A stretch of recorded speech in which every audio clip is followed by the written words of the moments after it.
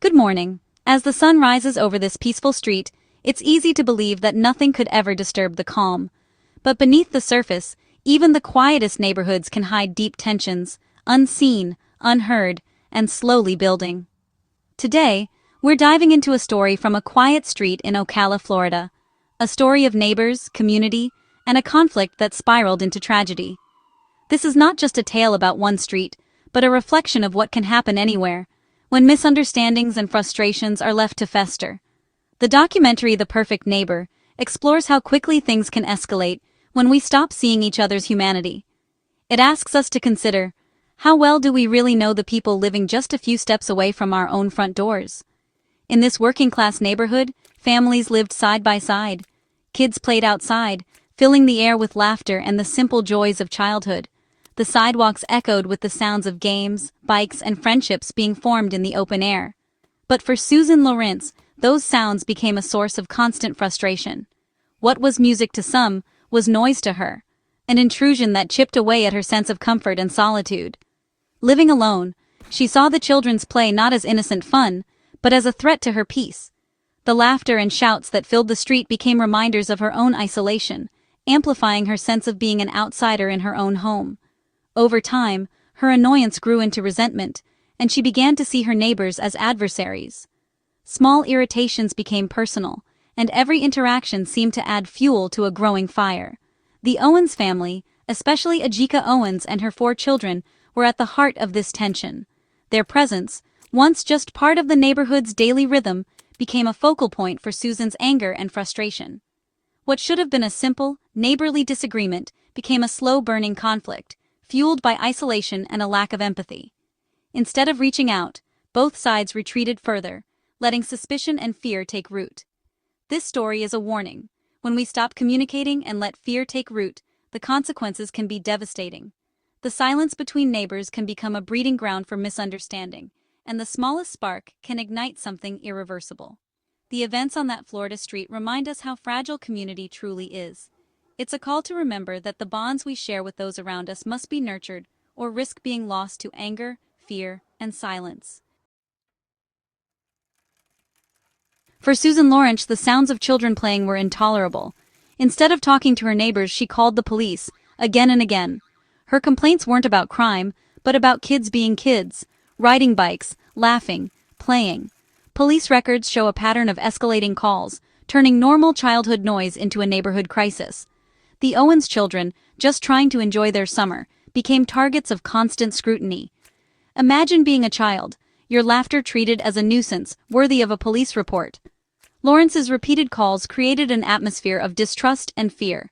In a healthy community, these issues are solved with a conversation, not a 911 call. But here, the bridge of communication was gone, replaced by official complaints and growing resentment. The constant ringing of the phone signaled a conflict spiraling out of control.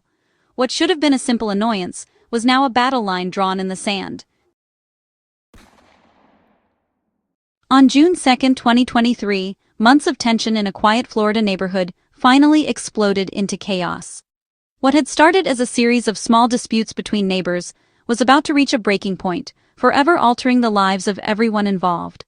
That afternoon, Ajikeowens' 9-year-old son Israel and his siblings were playing outside, laughing and chasing each other near Lorinc's apartment.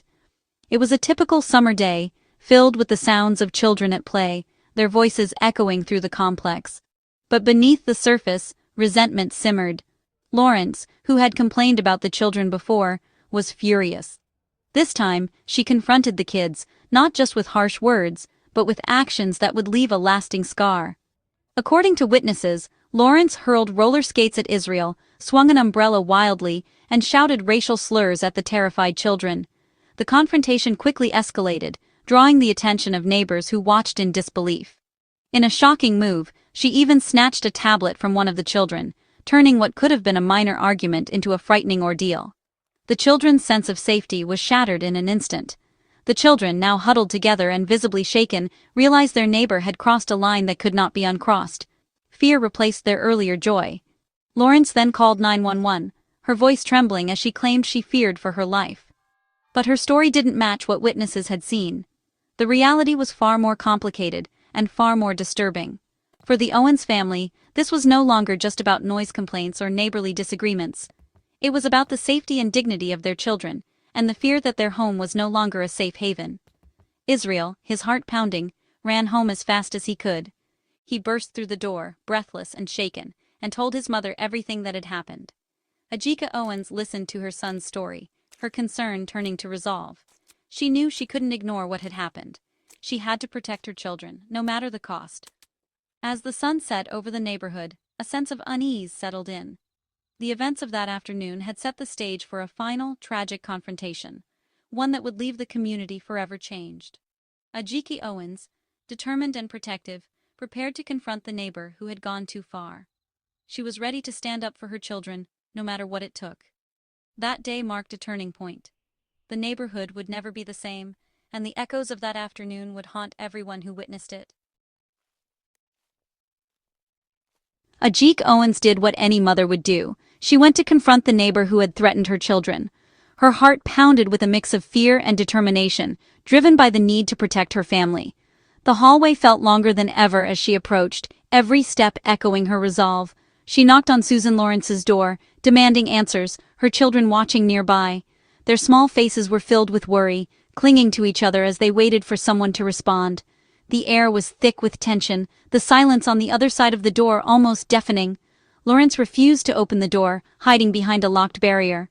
She peered through the peephole, her mind racing, unwilling to face the woman she had threatened just hours before. The knocking grew louder, frustration mounting.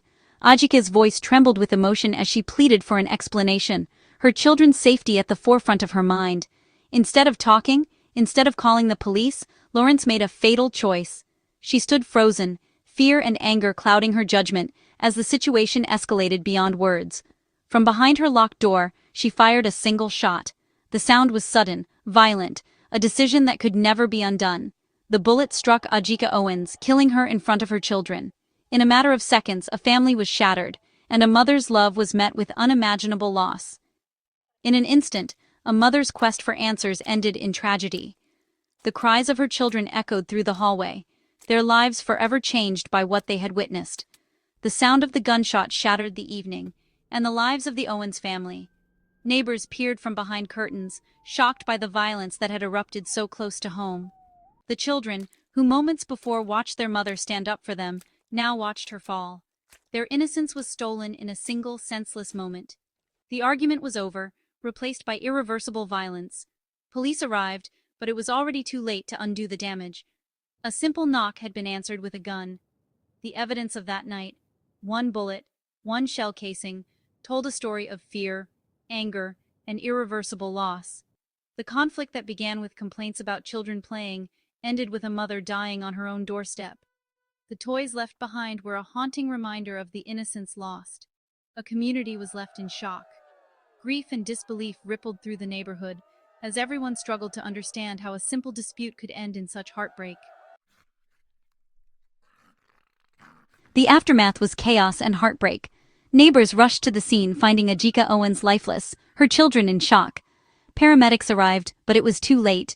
The Owens children had lost their mother in the most traumatic way possible. The neighborhood, once a playground, was now a crime scene.